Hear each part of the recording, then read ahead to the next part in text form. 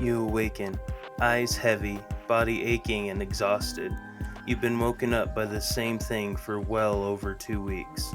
You've seen the worst of the worst. A bloodied pig head has shook your family to its core. The walls turned green with ectoplasm, and every single night at 3:15 a.m. you awaken. The same time you know the DeFao family was murdered. You feel that you want to leave, but packing up and going just isn't an option. The feeling of dread overwhelms you as you head out of the house. What will happen next, and when will you escape this horrific place? Welcome to the third episode of A Delve Deeper. I'm your host, Nate, and I'm here with my co-host, Joey. Howdy. This is a podcast where we dive into all things dark, paranormal, and cryptid, each one with a story, origin, reports, and more, leading us to a truth that may have been long forgotten, and I hope to make your skin crawl, your heart race, and your vision haze as we attempt to take a delve deeper. So here we are, our first haunting file. I know, haunting file number 1.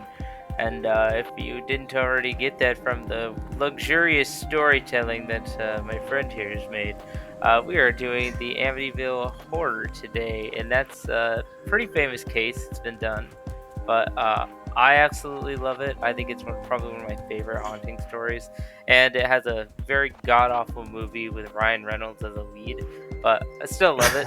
Still love that cheesy movie, and it's great. It's great to be back, man. Yeah, I'm excited for this. I'm happy we're back, and it's got like 15 movies now. It's insane. Yeah, they've got that, and I remember they did like a. Pretty sure they did like a series, like a couple series that had an episode or two based on it, which is pretty crazy to think. And like this is obviously probably one of the most well-known documented horror cases for hauntings.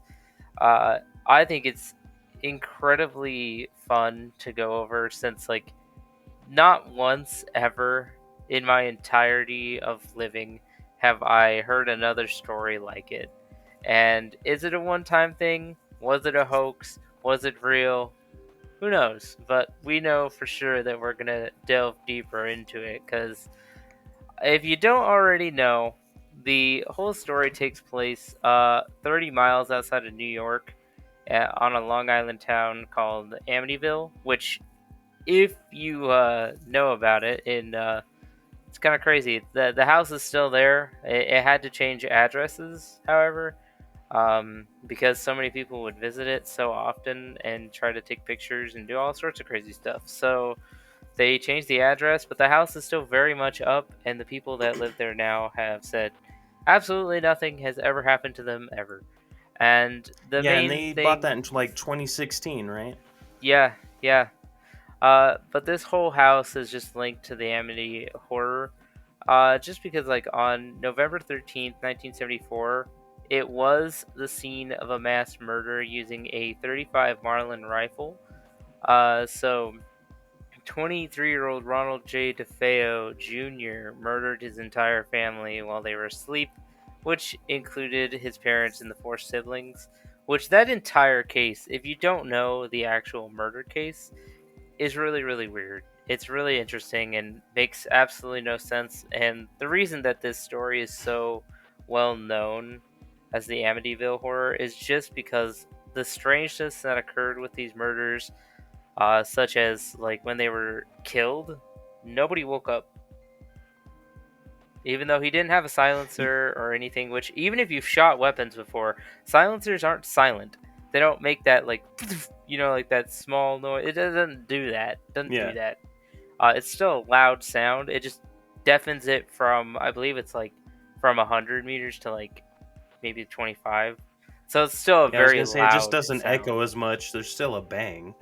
Yeah, it's still an explosion in it, So the odd part is Yeah. that those 6 people were killed, and really nobody woke up. Nobody woke up, and nothing really happened until a few days later when, you know, DeFeo Jr. here, Ronald, he went to work and was like, "Hey, yeah, no, the dad's not here. And when people are like, oh, well, where's your dad? Like, he never misses work, dude.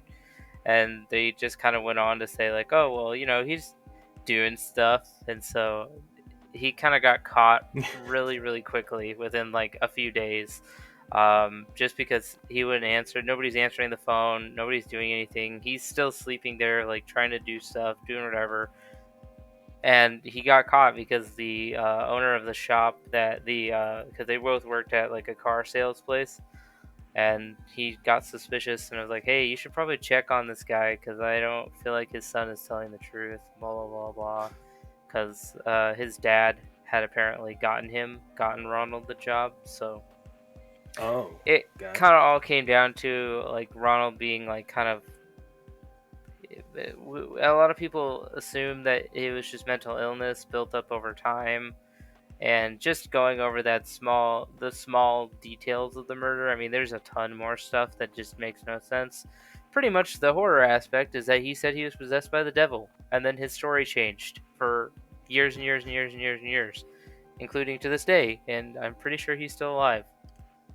I'm 90% sure he's still alive today, and he's always changed his story from day one to now, so it's never been consistent. So nobody can really get a solid take on it.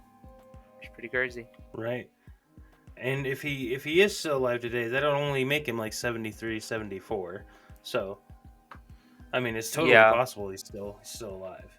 it's really weird. The last known report that I got from it was in like 2019. That was this. That's not too long ago, So I thought he's probably still kicking.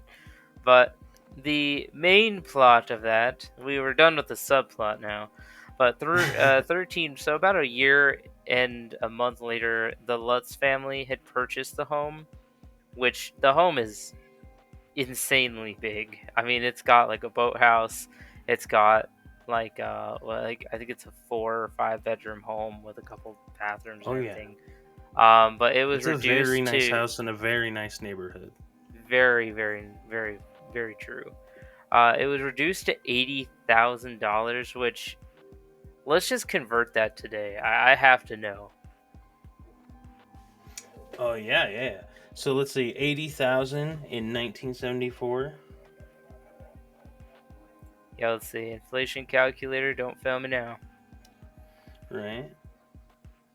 Mine says $510,825. So half a million. That's still crazy. That's still a lot of money. Yeah, yeah, it is. I mean, yeah, that's insane. I mean, pretty much what they bought it for was in today's money about 90 for what that was. And if you know housing, that's it's not a lot of money at all. Most Right. houses today go for $215,000 plus dollars. So for them to pick Yeah. up that's essentially like nothing. That's really crazy to me as well. But they had only been there for pretty much a month, not even. I think it's 28 days. And they had like a lot of tales of paranormal activity, and everything that happened turned it into documentaries, books, films, everything. So something that you said that I wanted to touch on that really, when we were looking into this, really like shocked me is how fast everything was. The murders happened 1 year later. Um, they sell the house, right? Then, Yeah. 2 years after these people move, the guy that wrote the Amityville Horror book puts his book out, and then 2 years after the book is out, 1979, that's when the movie came out, the first one. Mhm. So it was really crazy to me how fast this all took off. Which I find really interesting how quickly everything developed, and this is like the biggest core reason people believe that it's like hoaxed. Right. Just because of like, oh, like we got in, it's a, they made And let's be honest, like they made a lot of money off of this story. And Oh yeah. we'll get into it a little bit, but one of the biggest things, and another big reason people think that maybe something happened, or maybe that there was something attached, was that George Lutz had a really, really deep history of being into the occult, Satanism, stuff like that. And I'm not going to say that all these people doing cultist things, like if you're a Satanist, I'm not going to say you're a terrible person. You're not. It's all beliefs and whatnot. But it is interesting to know that he dabbled into occultist things in his previous, you know, kind of life here. He kind of took a lot of that, and I wonder if it influenced anything. As kind of more a spiritual person, I think what you do and how you conduct yourself really affects what happens around you. And if you're Cosmic out karma. there, yeah, if you're out there doing like occultist things, which were some of the alleged things he did was like kill cats in the neighborhood beforehand when he Yeah. was younger, stuff like that, like all for sake of, ritualistic stuff. Which, as we know, killing things is not usually good karmatic points towards you. Yeah, no. But to start off, it's really weird because the one of the first things that George noticed when he would be inside the house is that he was the only one to wake up at 3:15 a.m. every single morning, which was when Ronald obviously killed the family, which is documented and been told. We've been told that it's been 3:15, and we've been shown the evidence through like, you know, the body's decomposition scale and everything. So we do have reason to know. Okay, 3:15 is when these people were killed, and it that to me is another thing that like how do you feel about that, Nate? With So, what 3:15. really stood out to me is in like I know like a lot of supernatural beliefs and stuff like that. 3 o'clock, specifically between 3 and 4, is called the witching hour. That's when all the spookiest stuff is supposed to happen. Is between 3 and 4 a.m. Mm-hmm. And as someone who used to work overnights a lot, yeah, yeah, some weird some weird stuff happens between that time. Yeah, I So it work. I is pretty work. I crazy. work security work, so I definitely have had my fair share of overnight weirdness. Sometimes it can be chalked up to nothing. I've had a couple of times where like certain doors will slam and whatnot in the middle of the night when I used to do apartments and whatnot, and then you figure out later on, like when I talk to the managers and people that own the property, they're like, "Oh yeah, it's automatic doors," and stuff like that. Like, but my initial thoughts with it were very like why are these doors closing on their own? Blah blah blah. It didn't seem like there's a mechanism for it. Like usually they have like a plate up top that opens and like closes the door automatically, but they didn't have it. But I guess they just had some uh, basic mechanism for it, a little more updated than I know about. So that kind of ended up being a little more. But I can definitely tell you that when you're alone at 3 or 4 a.m., there's a couple of things that definitely go awry. Personally, I don't know how I feel about the 3:15 waking up thing every night because another thing is that we as He could be people, as lying. human beings, well, not even that. I mean, as people, if you are so used to the idea that you're waking up at 3:15 in the morning, like let's just say you did it once and you're like, "Oh, well, it's kind of weird that I woke up like randomly at 3:15." And then the next night, maybe something happened, or there's like a crash or a noise, or maybe you just gotta go to the bathroom or something. Like you're like, "Oh, it's like around 3:15 again." Hmm. And then that mental state starts to drag into you a little bit more, and then all of a sudden you're kind of thinking like, oh man, I'm waking up every night at 3:15, and then I feel like there's a little bit of that. I'm waking Like you up believe at it so hard 3:15, you but basically yeah, manifest it. yeah, like placeboing yourself essentially, right? Yeah. um The next portion of the kind of like what happens next with the Lutz family is that they always smelled strange odors, which included rotting meat, by the way, which is like, that's not strange, that's foul to me. Like, Yeah. I don't know if you've ever smelled rotting meat before, like Oh from yeah. chicken or beef or whatever, like you've left in the fridge overnight or something, like a little too long, it's disgusting. And if that is coming from your house, you know it's not a strange smell. That's a very potent thing. And they had the smell of that and fecal matter in the walls, So hear emanating me from the out. walls. George was waking up at 3:15 a.m. because he was a little bit older at this point, and it's like a dog. He was waking himself up with his own farts, which were so bad they were leaving the smell, and so it's all George's fault, really. Yep, George is really, really, really not doing too hot right now. He is not in the book. But so Right. the portion that gets me the most, that I've never seen anywhere else ever, by the way, is green slime oozing out of the walls and keyholes. I've seen it in Ghostbusters. Yeah, if Slimer's coming to town, sure, but like, I've never ever seen another case where it's bright neon green. They describe it Right. as like that toxic waste green, right? Like, that's kind of what they talk about. And like, it comes from the walls and it's coming out the door and it's coming out the keyholes, which we're to assume that it's like ectoplasm, right? Which is like ghost juice that gets left behind, apparently. But to me, Freshly squeezed. I don't get it. For me, this case is one of those cases that I'm like, I really, really hate to say it because I'm a man of spiritualism myself, and I love to really get into the different, like, ghost stories, horror stories, demons, whatnot, demonology. All that is so interesting and super, like, fascinating with its lore, its history, everything. And sometimes it gets to the point where there's a couple of stories where even I can be like, okay, that's crazy. Like, that if that did happen, would that would drive me out of a house.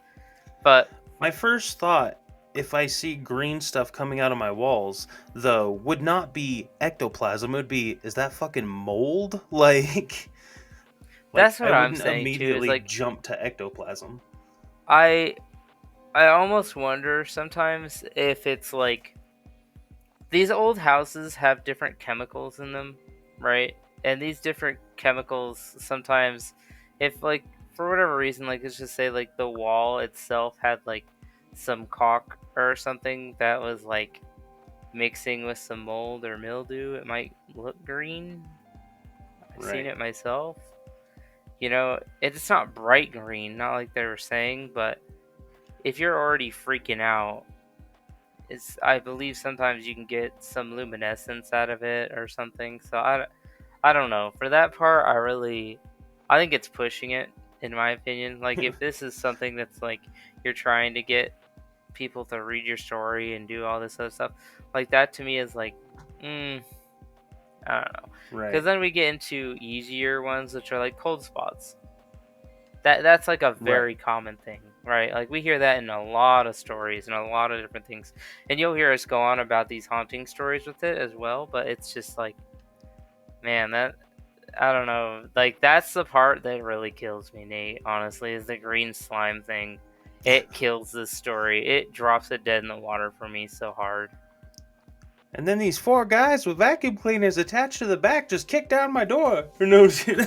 Yeah, this guy named Luigi came in with a backpack. Like, it looked like a vacuum on his It was back. I don't know. crazy. Some weird egghead man came in and told him to suck up the ghost. It was But crazy. but they had a priest come in and bless the house, and allegedly heard a voice scream, "Get out!" And he told the Lutzes to never sleep in that particular room ever again. And the thing is Just, that that priest did come forward later on, uh, and he was never associated with the church. yeah, I'm a priest. I did a mail-in certificate. I guess he just did them like he did them freelance style. Uh, but yeah, it came out that he was never really a priest. He's like, I And know this flask has holy water. I filled it from the bathroom at the church, so it's gotta be. oh, listen, dude, listen. I got it from that weird baby soup stuff in the church. You're just like, okay, yeah, man.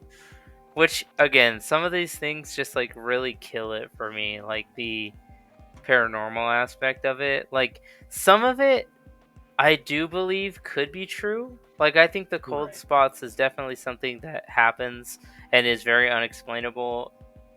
Uh, with a lot of And things. I mean, those murders at the beginning before the Lutzes bought it definitely happened. Like that is documented. Like, so there has been crazy stuff in that house, but these guys, this sometimes it seems a little much with the Lutzes particular stories.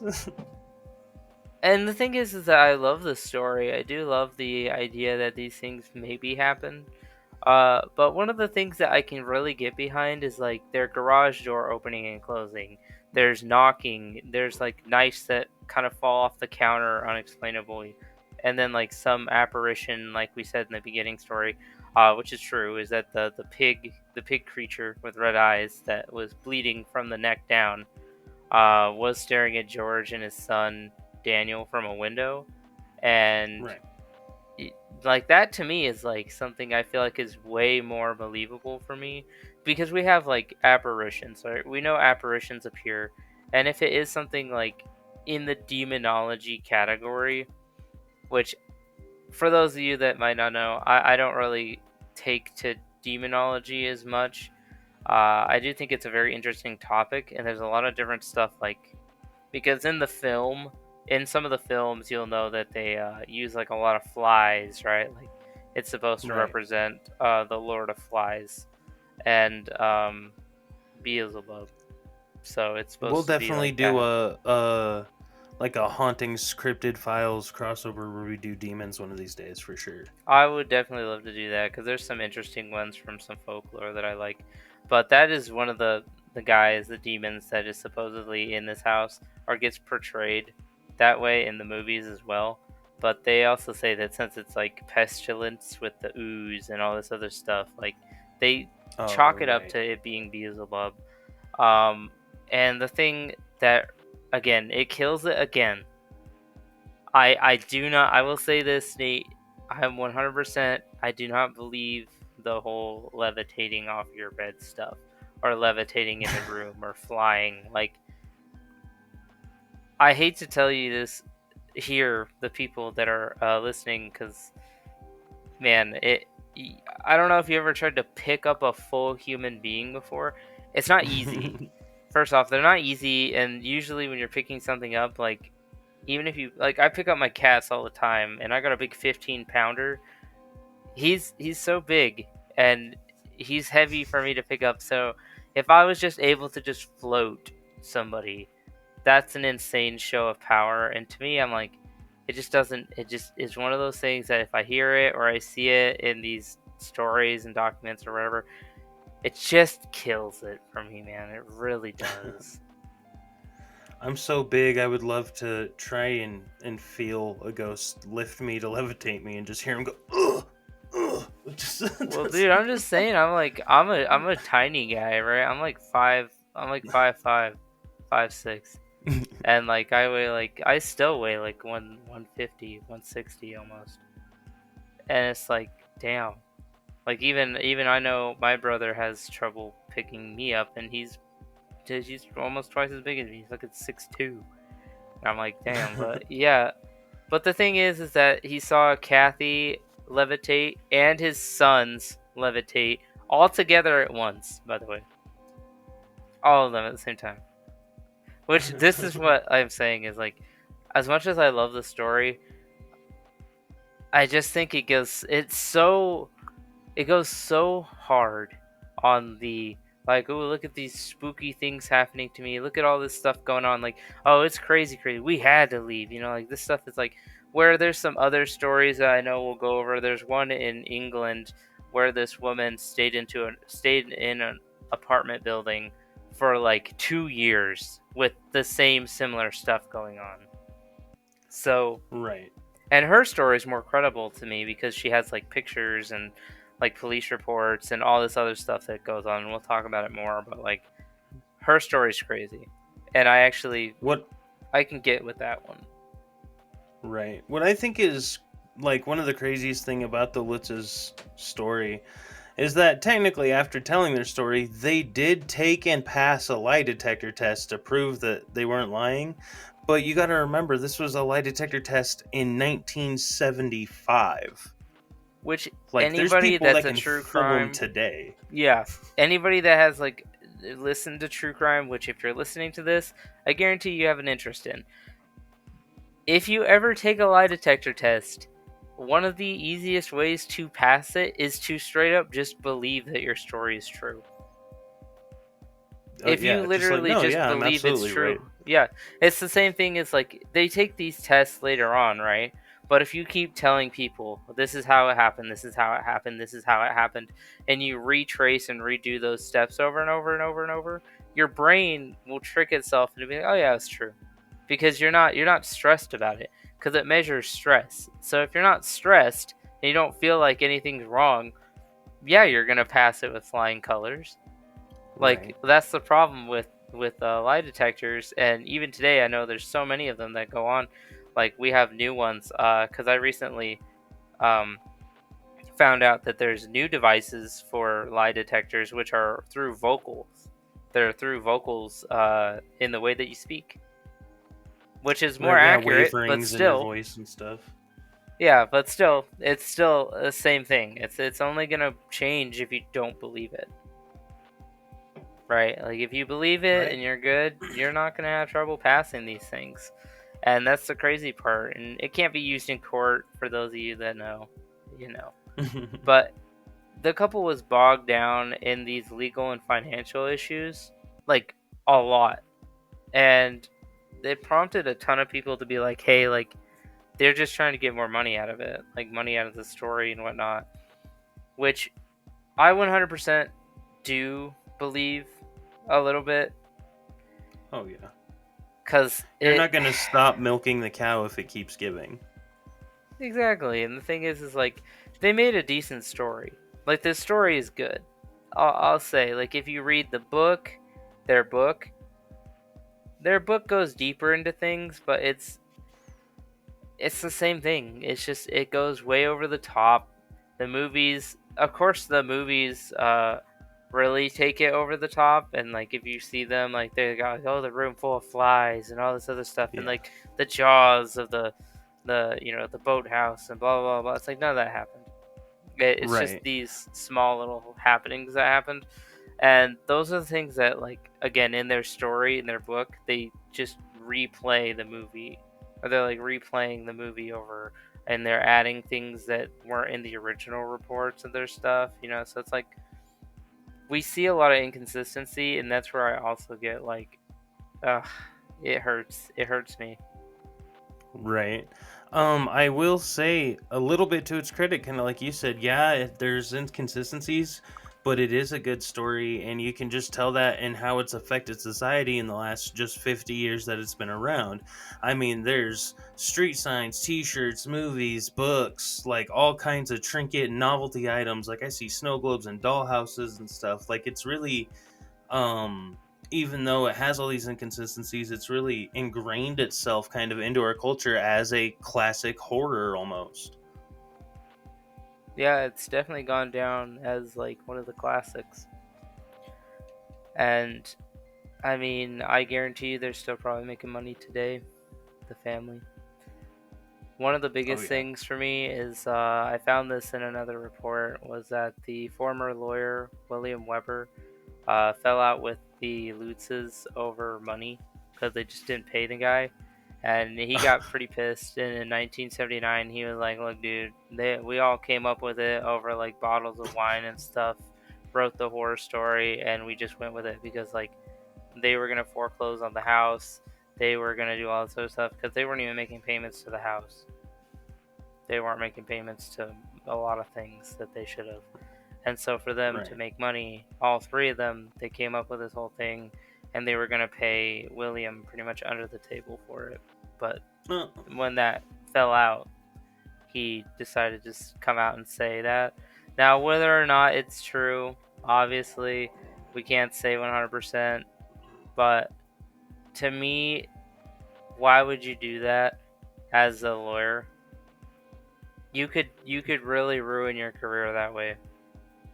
I'll be honest. right. Like your career, if you're a lawyer and you're going out and you're saying that you came up with all this stuff for stuff, fraudulent money charges and whatnot, that could ruin your career. So for him to come out and say that, to me is like, I do not feel like you would do that.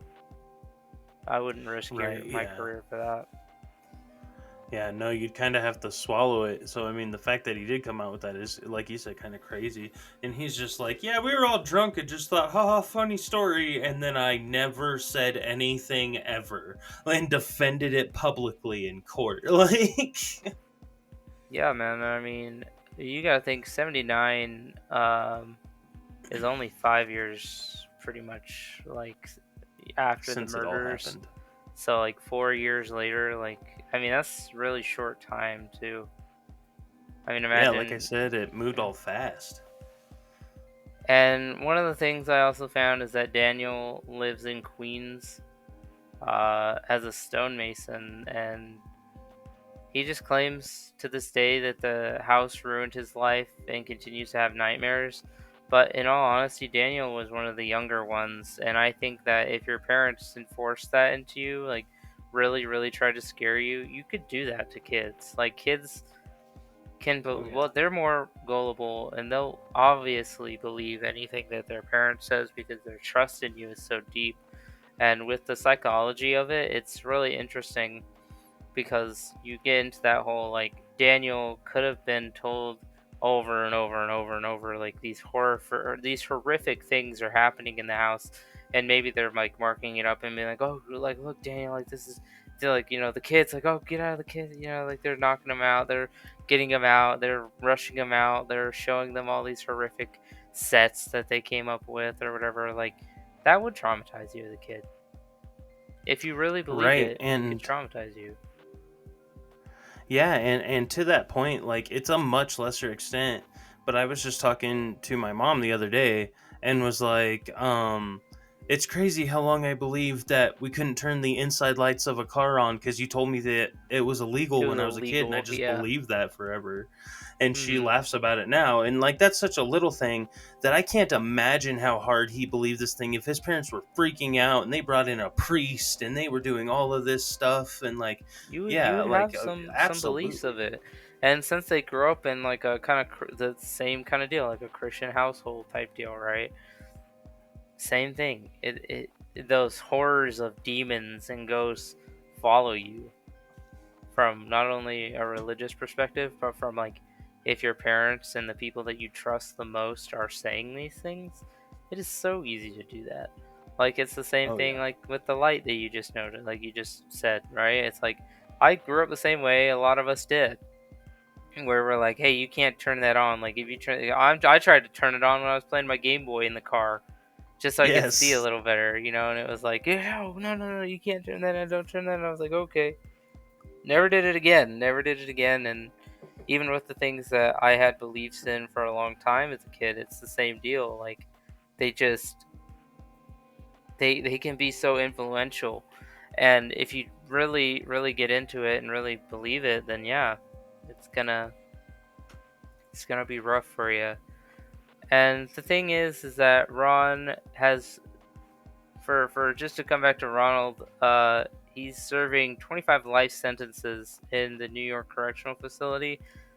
And his claims with the whole thing, with this and being whatever, um, like in the haunting as well, he's been told about it, obviously, right? He's read about it probably. And his whole thing is that he's like, oh, well, these voices told me to do it, and blah, blah, blah, blah.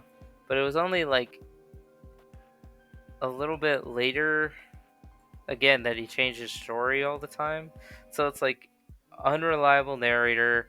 We've got a family that's like throwing the most horrific, gruesome stuff they can come up with.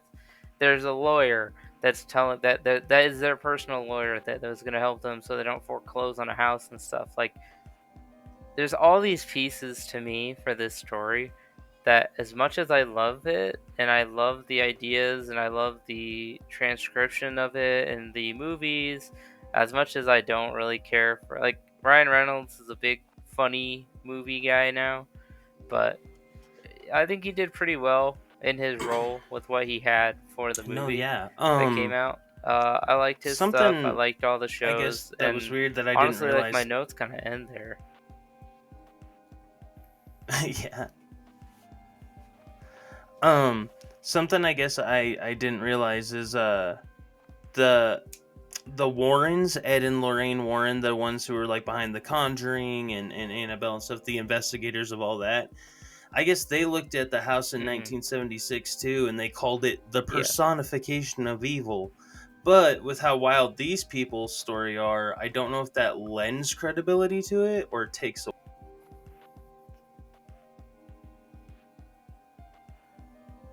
Yeah, I'll be honest, I have no idea because it gets interesting. With everything else that kind of happens in it, I honestly can't imagine what's been going on with it because I like to bring back to that point that you were talking about on the Warrens itself, and they I have my own opinions with the Warrens and their stuff because they have a lot of cases that I think we could go over in the Warren case files because they're involved in some really Oh yes, so many. weird stuff. I mean, they have a werewolf story, for Christ's sake. Like, they literally go investigate a werewolf, and I don't know how I feel about that. Like, their credibility, like, in the beginning years for them, I feel like was better than what they have now, right? Because for me, like, yes, they're gone, and their kids, I believe one of their stepson has is in control of their museum now. Still does tours and stuff, but you can't really go in there anymore, from what I'm aware, without permissions and whatnot. But it's one of those things where I think their stuff is just could be better, and I don't feel like it adds to the credibility of the case because Yeah, there's just so much on it. Yeah, exactly, because and their credibility is questionable it's an anyway. interesting case. It is, just for how much there is against them. Theory wise, I've heard of multiple things, like, oh, like, this is a manifestation, like you were talking about, of their, like, self and their own whatnot. Another one that I like is like, oh, well, we kind of went into like, we go into mass hysteria a little bit on the show in our first couple episodes, but it's like mass hysteria plays a big part in a lot of these Right. stories. And with kids believing it, yeah, the majority of them are going to believe it. They're kids. And when hysterics are going around, they're more likely to believe it. The mass hysteria thing makes a little sense to me, but I do think that their whole, oh, well, let's craft a story, let's sell it, let's get it ready, and we can just, like, make some money off of this in a simple trade-off sort of way, and that to me just hits the hardest for me, just with all the allegations, all the claims, and all this stuff that they're going on. Like, they're taking the worst of the worst situations that have probably ever happened ever, and just, like, combining it all into one. And you take even recent, like, with the people that are in the house, dude, Well, like, they never say, they're like, oh yeah, nothing has ever happened in this house ever. yeah.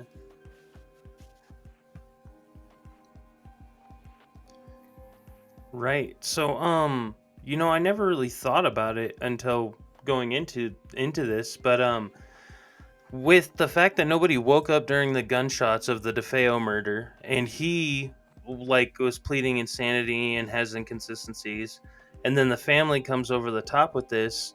Well, regulations on housing have also changed, and they have to get updated every time the house gets sold. So I'm wondering if there could have been like a I could gas chalk it up to leak. that. For any of you that don't know, I've been into housing for a long time. I've researched it for a lot of years of my life. Um, but so in the past, any house that was made before 1950, which this one was, usually had like lead paint as well. Which, if you don't know what lead paint does, it fucks with your brain really hard, and it makes you hallucinate. That is one of the things, is it can make you hallucinate. Oh So yeah. some of those things may have been just hallucinations from lead paint or whatever it is. And especially if they just got into the house, and it's like it could have been multitude of reasons. And there's so much that changed, like you said, in housing regulations. Same with like piping, and how do things, get together? How are we going to make sure that this house is safe and sturdy and ready for sale? Um, yeah, and I mean, usually you have to fumigate and make sure that everything's good and clean. And a lot of these houses had to be repainted or painted over multiple times to prevent that lead from getting through and stuff like that. So, as far as I'm concerned, I wouldn't put it past it. I really wouldn't. Yeah.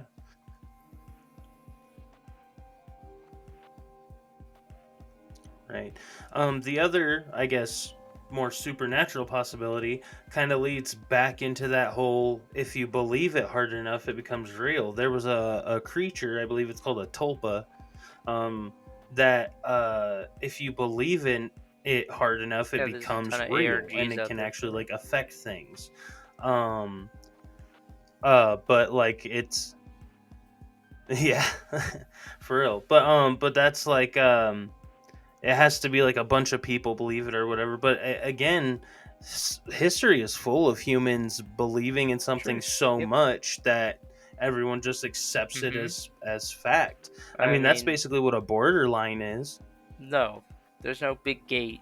There's no like Sorry, marking on the world, but like it does just make it feel yeah, interesting, because there's so much, like I know we talked about in the Wendigo and on even on the Mothman.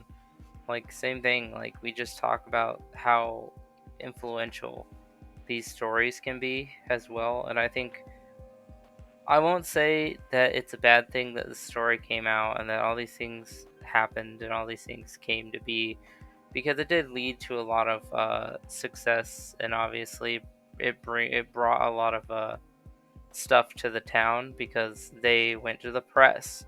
The press was all over the house. The press was all over these people. The press, and there's like neighbors, and there's people driving all the way from different states, and there's all this other stuff, economy coming in.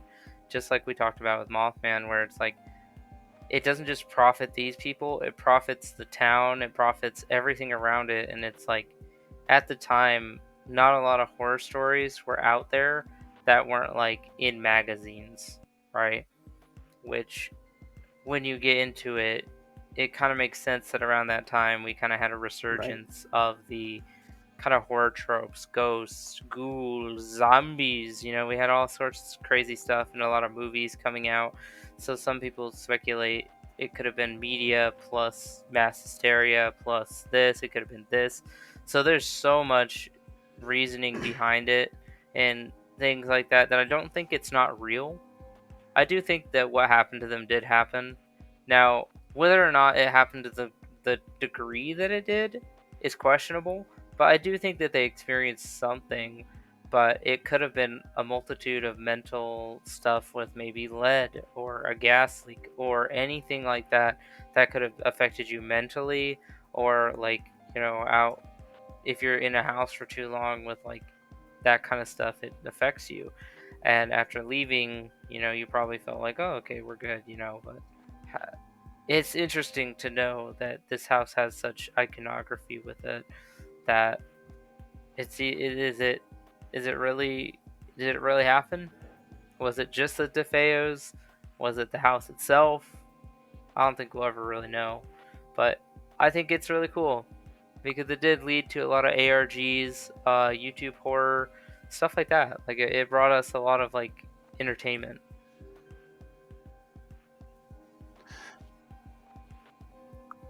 Oh yeah, the movie came out in 1979, and so many people refer to the 80s as the golden age of horror. That's when we got a whole bunch of horror movies. You know what I mean? That's when all the really good classics started coming out and popping off, and graphics were getting better, special effects were getting better, and Amityville Horror was right near the beginning of that. So it And absolutely like I said, I don't think there's a has lot influenced us left to the greatly. story, man. I mean, it's like I said, one of the most influential ones that has ever come out.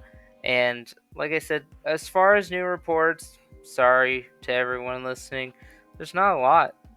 I mean, besides the owners of the house coming out and just saying, "Hey, like, y'all need to leave us alone. There's nothing happening here, dude. Like, there's nothing that's ever happened to me or them or whoever. Like, if it, they would have said something." And they've lived there for years now, years. And that's, yeah. And like I Yep, said, it's they had to change the crazy. address. It was But so bad. I don't have anything else. If you do, Nate.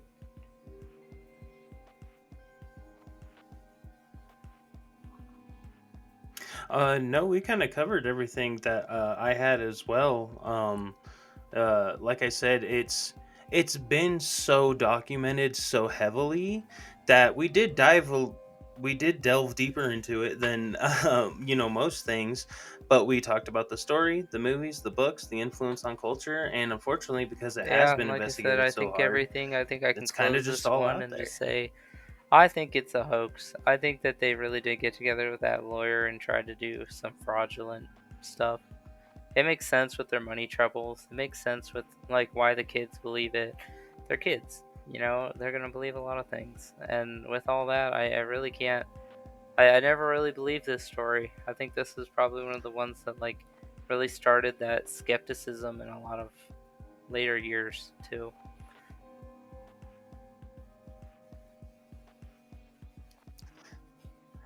I agree with you. Mostly because when I think of this case, I immediately like pit it against the other really big, well-known one I Definitely. know, which is Winchester House, and we'll do that on another one. But when you compare them side by side, and you just see the differences between the two, you're like, the lady of the Winchester House either was haunted or was crazy. These people are so manipulative Yeah, we in had a like time where people were those a little more magazines that gullible were than like they the are Bat now. Boy, stuff like that, Uh, right? And it's like, okay, man, it's like I don't know, but yeah, right. Yeah, it it's just been a crazy ride going over this one, man. And I know that when we go over some other hauntings, there's definitely some out there. Like one I'd like to do is the asylum here in Utah. I've been to it. I've done private investigation, and that shit is actually crazy, like insane, actually insane. When you're there overnight and it's just you and a buddy, and there's nobody else, and you hear noises and wheels and all sorts of crap, and it's horrifying. Uh, but yeah, we'll have to go over that one and the Winchester. I love that story too. So please, if you guys, oh, go ahead. I definitely sorry, I was gonna say I definitely want to talk about Pavelia Yes, Island that at is some point something as that I well. definitely want to That go over as place well. is I love that. I love crazy. those stories that they have tied to that island. Uh, Everything else, like I said, is gonna be so much fun to go over. Not only just the cryptids, but the hauntings and the soon to be. I really hope that you guys will come back next week for our first paranormal, which I believe we're gonna be doing some aliens next time, Nate. Exactly. We're just gonna watch the movie Do, do, Signs. do, do, Get do, do, prepped. do, do. But yeah, thanks everybody for listening. It's been super awesome to do this podcast. It's been awesome to We're see you guys subscribe so quickly as well. It's been really awesome. I appreciate all the love and support. I know it's been awesome, and I can't wait to get yes, the growth is more great. into these different things and delve deeper with my friend Nate here and hopefully we'll get get some more people in on it, and we can bring them on and see their opinions. And you're not just going to get to hear our beautiful voices every day. So until then, I guess we'll take a delve deeper later on. Bye.